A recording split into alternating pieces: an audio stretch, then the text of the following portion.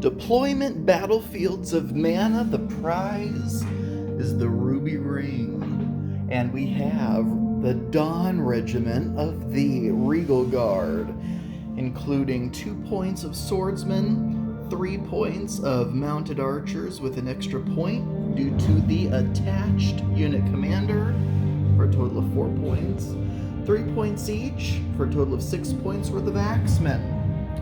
We have the Lunar Knights with 1 point peasant militia, 2 point spearmen, 5 point heavy cavalry, 2 point mounted militia, and 2 point spears. So it's 12 to 12. Lunar Knights won the roll-off to pick a side, deploy first, and go first. They deployed with the idea that this building, they don't want anyone sweeping around there, so they are just going to stick this peasant militia unit there and just prevent and tie up anyone who's trying to get around the flank that way.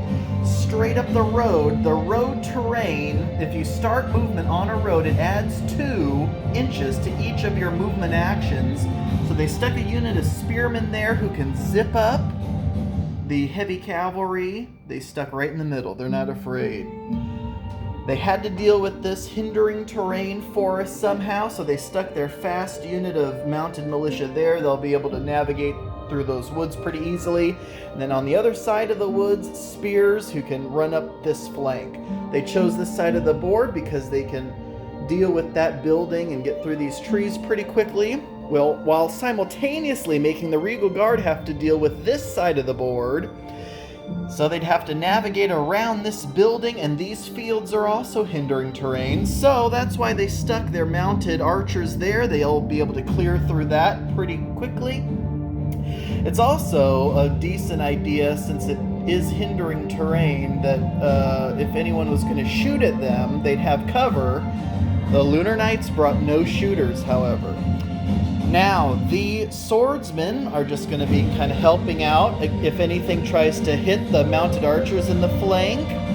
And then 2 units of axemen, 1 unit as close to the road as they could get, because these are slower units, so one will take advantage of the road to be able to zip up a little quicker, while this unit of axemen is the next clearest path forward. Regal Guard is going to be trying to get their axemen into the heavy cavalry while firing at anything they can with all of this mounted archers and supporting the archers with the swordsmen. So that is how things look upon deployment. Round 1 is over. Lunar Knights moved everything up. The peasant militia moved up exactly as they thought they were, just to make sure no one could flank around that building. Spearmen used the road to their advantage to zip up as fast as they could. Heavy cav stayed relative. They didn't move their full amount because they knew that the archers were going to be firing. They didn't want to get shot in the flank. Mounted militia moved up as far as they could, which got them to the edge of the woods, and these spears moved up to the edge of those woods. So it's a battle line straight across, except for these spears a little out in front, a little juicy, maybe bait. Regal Guard moved up both units of axemen. 1 is now on the road, so that'll increase their speed. The mounted archers moved up just to the edge of the field so they can get some shots off, and then these swords moved up as far as they could. Shooting phase, we already have a casualty. That's 8 shots, 2 from the unit commander and 1 from everyone else, directly into the heavy cav. Because they moved and shot, it was a move to fire penalty. Still, even with their dodge special ability, thanks to all that heavy armor, the heavy cav still took a casualty. Regal Guard concerns at this time is just that there's so much Lunar Knights, because Lunar Knights got some of these cheaper militia-style units, so there's really no room to maneuver around them or flank them. So it's like straight up combats, and obviously the mounted archers, that's not something the mounted archers want to be a part of. And just this 1 unit of swordsmen is not going to be able to deal with all 3 of these units, so the mounted archers are going to have to try to find somewhere else to run And then the Axemen are hoping to get some points over on this side. That is end of round 1. End of Lunar Knight's turn 2. Everyone moved up. They decided there was no fear of anyone trying to run into the Peasant Militia to flank them, so why not use the 1-point Peasant Militia to hold up this 3-point unit of Axemen? So Peasant Militia double moved into the Axes. Spears were already up pretty high. Let's go ahead and take on the Axes. Charged right into them. They got to strike first. They killed N Axemen. Axemen in return, though, did kill 2 Spearmen. Next, we decided let's run them up right into the Mounted Archers. Went the Mounted Militia straight up there.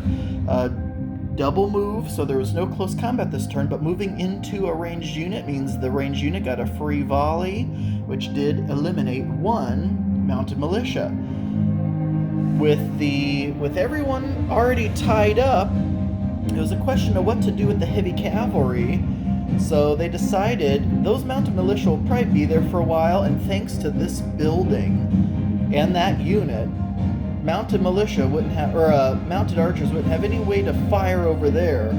So there's no danger of getting shot in the flank, so Heavy Cav moved this way and stopped right there, so that even if the Mounted Archers break away, the best they could do is come over here and shoot, and they'd still be shooting in the front arc, not the flank arc. And that'll give a lane open potentially for the Heavy Cav next turn to shoot up through there. Otherwise, the spears down here double moved into those swords. So everyone is engaged right now. It's just going to be a matter of where the Heavy Cav ends up going, and if these Mounted Archers can break away on Regal Guard turn 2. Alright, end of round 2 and end of turn 2 for Regal Guard. All the combats took place. So up here, Peasant Militia did a wound to the Axemen. The Axemen are starting to slaughter the Peasant Militia. The Lunar Knights are hoping the Peasant Militia will hold on for a little longer. Traded blows here again. Couple wounds on either side there. Those spearmen are now panicked. Nothing, obviously, since this was Regal Guard turn. Regal Guard successfully broke away. You know, that's the benefit of having that unit commander, gives them initiative 5. So that was 5-1. And they almost didn't break away, actually, because they only rolled a 2. And the Mounted Militia rolled a 5. But they did successfully break away. They shuffled over this way to get just enough of a line of fire onto the Heavy Cav. As previously determined, it was still within the front arc, so they didn't get any attack bonuses. It was a move and shoot penalty, so it was -1 to the die rolls. They were only able to score a single wound. But they moved over there just in case the Heavy Cav do end up starting out there. There's no room for them to get through to try to flank them. It'll still be in the front, and there's no way for these guys to flank them on that side either, so they have it bottlenecked a little bit. And then down here, just straight up 2 wounds apiece, casualty apiece, and that's it for round 2. On to round 3. End of Lunar Night, turn 3. Peasant Militia, brace. Spearmen, brace. They're in no hurry. As long as they're holding back the strongest melee units of the Regal Guard, they're doing their job. Down here, the Mounted Militia charge into the Mounted Archers. Now, because of this maximize the frontage rules, they had to each kind of slide together a little bit, which did pull the Archers up just enough for the Heavy Cavalry to be able to slip in here. They moved twice, and they're done right where they are. They're not engaged in combat at this time. However, they did take a volley shot, took 2 more wounds, lost another guy. They charged into combat, though, so this combat did take place. They focused 2 of their guys on the unit commander. You can single out the unit commander in combat. They did a wound. The unit commander only has 1 wound left, and then the other guy attacked the unit as a whole and did a wound to them. No wounds back in melee. And then down here, again, trading shots. 2 more wounds to the swordsman, 3 wounds, however, to the spearmen. Just a wound difference, but the swordsmen have the edge. And of course, that's a big deal when it comes to the Spear's specialty is having guys in the back rank, and once those are gone, they basically lose any advantage they had over the swordsmen. Additionally, they are about to be panicked. So that is it for them. We will see how the Regal Guard respond at the end of Regal Guard turn 3. End of Regal Guard turn 3, and it's not looking good for the Lunar Knights. I just think maybe they misplayed their heavy cavalry, because the heavy cavalry haven't engaged a single time, and they're just losing troops. So, starting at the top, we lost an Axeman, but took out more Peasant Militia. But they're still holding that 1 point of Peasant Militia, still holding that 3 point of Axeman halfway through the game. These spears are being whittled down. They only have 3 wounds left. The axes still with their 2nd rank. The axemen get better the more wounds they take. As soon as the axemen are at 50% or less casualties, they get +1 to their attack roll, thanks to their Fury ability. Over here, again, because that unit commander was still so powerful in initiative and still alive, they were able to break away with ease. The unit commander is also fantastic for mobility because it gives them unlimited reforms. So they were able to, and of course breaking away gives you a free reform also. So they immediately reformed after breaking away, darted straight up there, flipped right back around, and shot. Now, the target was interesting because they obviously ended up going with the heavy cavalry, who had another troop back there with a wound on him. But they thought, you know, we could either shoot at the mounted militia, who would get a special dodge ability thanks to being in this cover terrain, or they could shoot at the heavy cavalry, who already has the dodge ability. So they figured, why not just go for the heavy cav? They ended up doing a single wound. So now it's anyone's game here. Of course, as soon as either of these units lose that last guy in the back rank, that'll be a victory point. And then down here, the tide is definitely turning in favor of the swordsmen. They won the initiative roll-off, which just decimated the spears, who were not able to do much in return. So it's not looking good there, not looking good there. It's really not looking good anywhere for the Lunar Knights, but we are about to begin round 4. Okay, bottom of turn 4 for the Lunar Knights. Not a lot happened. Brace themselves there, brace themselves there.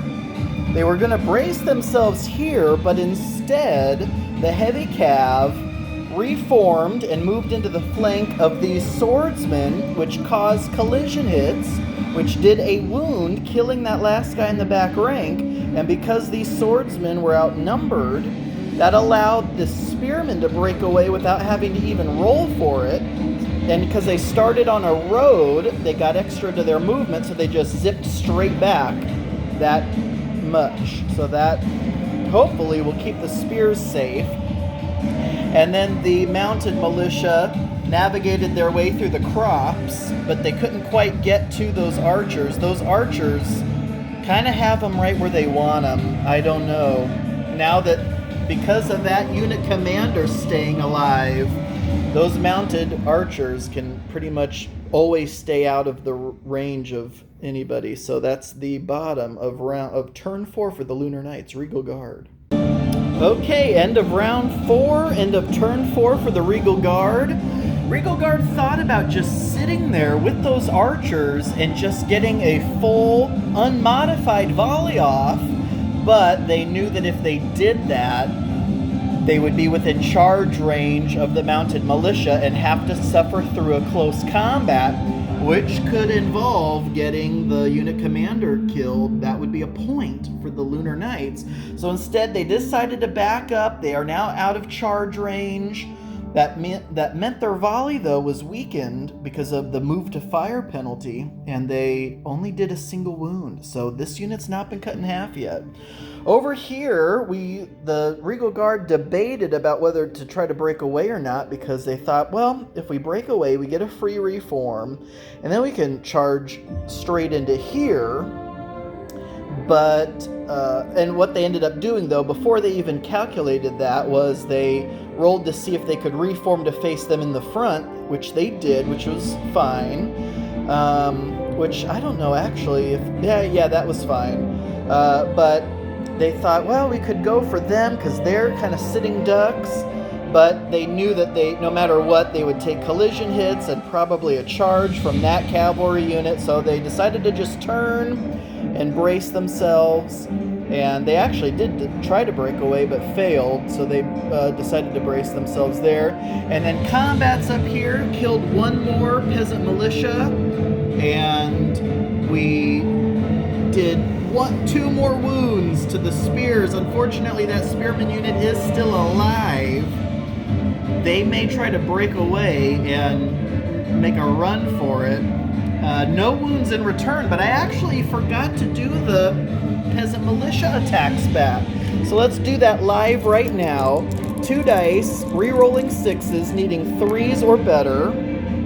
So we'll re-roll that 6 due to the peasant's rabble issue. So they do have a 3 there. Now, did the axemen take a wound? They need a 3+. Nope, they blocked it. So that is how it sits, and we are moving on to round 5.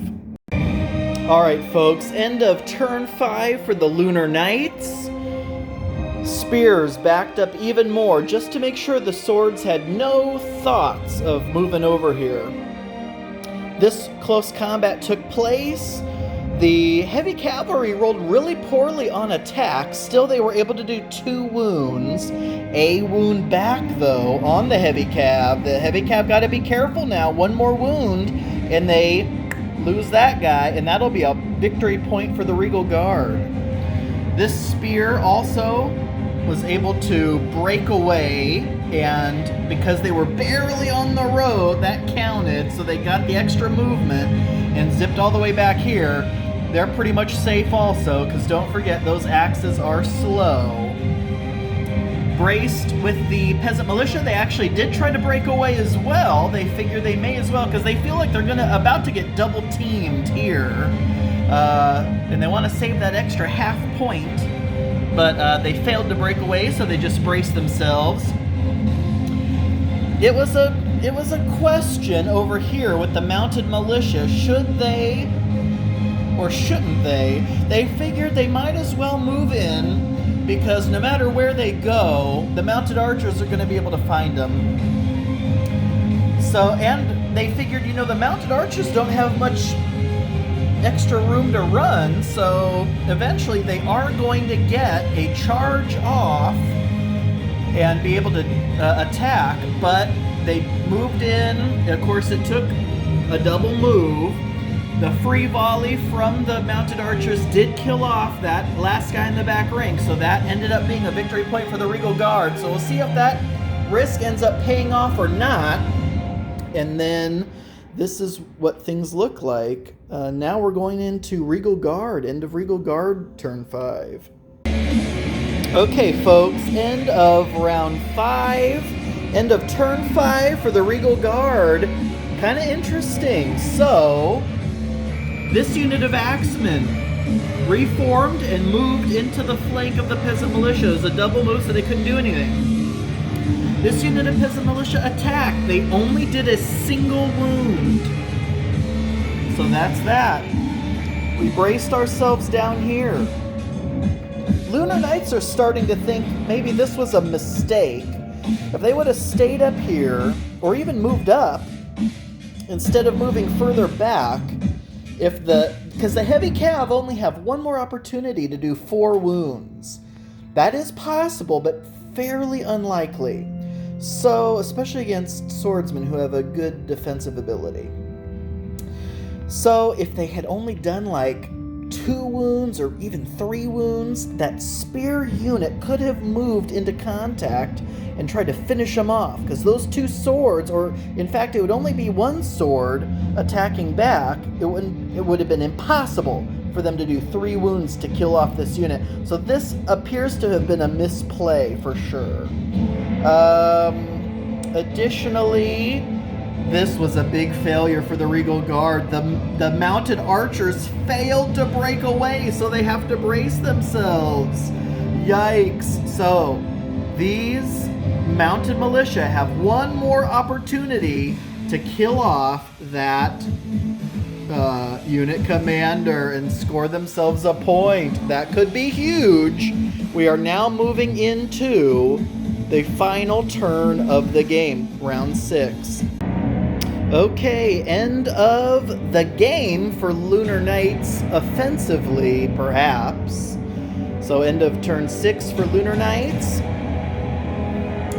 Spears remained where they were. This spear ran around the back of the house, doesn't want to get shot at.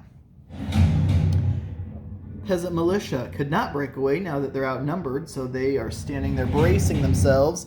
Here is where potentially the game may have been won for the Regal Guard, because the heavy cavalry could not do the 4 wounds necessary. They rolled so many 6s, it took the swordsman's parry save to...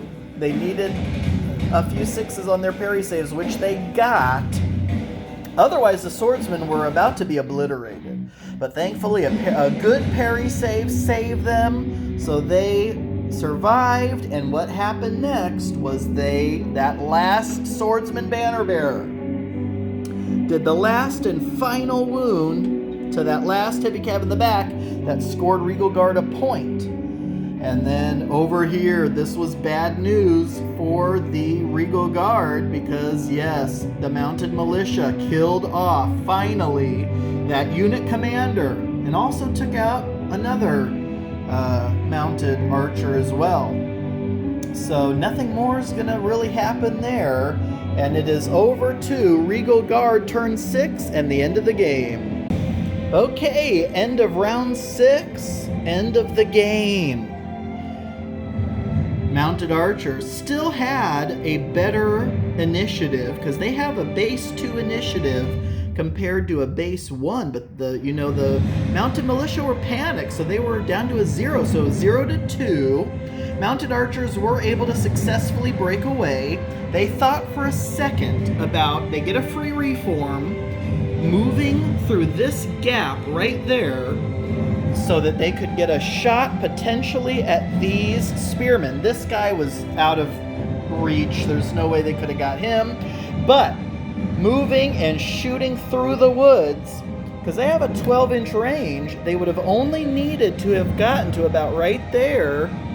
And but unfortunately, without their unit commander to give them the free wheeling and everything, that was just a bit too much, because they would have had to turn, wheel, and then move, and they just didn't have enough to get here in order to shoot at those guys. So they did have one last shot at these guys, because they only had 1 wound left on someone in the front rank, so they had 5 wounds left. They were going to get 5 shots. Now, it's very unlikely all 5 shots would have hit, especially since they were all -1 for moving and shooting. But there was a chance. Well, they didn't get it. They only did a single wound, which killed off 1 more mounted militia, and that's where that ends. This unit over here was actually a little concerned, because, this Axeman unit only had 1 wound left before they lost a guy in the back rank, and that would have put them at 50% casualties, and that would have been a victory point for the Lunar Knights. So they figured, we just need to kill off this peasant militia unit before they get attacks back, and that's exactly what happened. This unit rolled fairly poorly for initiative. I think they only ended up with a 3 total. This unit, though, ended up with a 6. Of course, a peasant militia unit is a base 0 initiative bonus, and then that was -1 for being panicked and -1 for being outnumbered. So they were at a -2, and they only rolled a 1. So they were at -1 total initiative. So thankfully, both of these units would have gotten to go first, but it only took this unit, who went first and did enough wounds, to eliminate that peasant militia unit. And then they reformed, which you can do after eliminating a unit. So they are fine. And then down here, of course, the swordsmen. Why tempt fate? There was no reason to. They just braced themselves, and that was it. So here is the end battlefield resolution. What do the Lunar Knights have left? They still have half a unit of heavy cavalry, a third of a unit of mounted militia, a banner bearer with a wound on him of spearmen, and a unit of spears down here, a banner bearer and a guy left. So actually, only one full unit was eliminated, and it was just that peasant militia unit. However, what do the Regal Guard have left? They only have a spearman or a swordsman banner bearer, a nearly full unit of mounted archers, and 2 units of axemen, which haven't been cut in half yet, but they did lose that unit commander. So what is the final score? Well, the Lunar Knight successfully eliminated 1 point. That's it. Can you believe it? Only 1 point for cutting that unit of swordsmen in half or less. So that is a single point for the Lunar Knights. What did the Regal Guard eliminate? Well, they got 1 point right there. No, I'm sorry, 2 points. 2 points because they also eliminated that unit commander. So 1 point for the unit commander, 1 point for cutting the swordsman in half or less. So 2 points for the Lunar Knights. And then the Regal Guard, well, they got 1 point for that unit of peasant militia, 1 point for cutting them in half, 1 point for cutting them in half, 1 point for cutting them in half, 1 point for cutting them in half. So that is 5 total points, 5-2 victory for the Regal Guard. All right, folks, thank you all so much for watching. I do truly appreciate it, and until next time.